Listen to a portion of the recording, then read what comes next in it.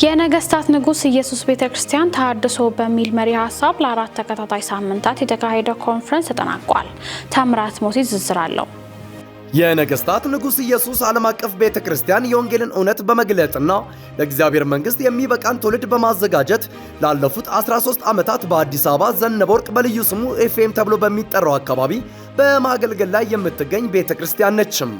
ተሐድሶ በሚል ርዕስም ለአራት ተከታታይ እሁዶች የመነቃቂያ ኮንፈረንስ በማድረግ ለብዙዎች በእግዚአብሔር መንፈስ መነካትና ተሐድሶ የሚያመጡ የቃሉን እውነት በማስተማር የመታጠቅን ጊዜ ማሳለፍም ችለዋል።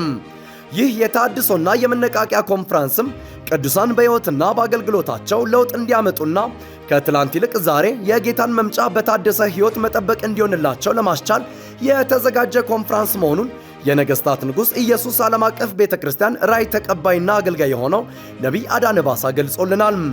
በቀናቶቹም ጥሪ የተደረገላቸው የቃሉ ሰባኪያንና ዘማሪያን ማገልገል የቻሉ ሲሆን ብዙዎችም የተባረኩበት፣ የተጽናኑበት፣ ጌታን የግል አዳኝ አድርገው የተቀበሉበትና ከስራቶች ነፃ የወጡበት የተሐድሶ ኮንፈረንስ መሆንም ችሏል።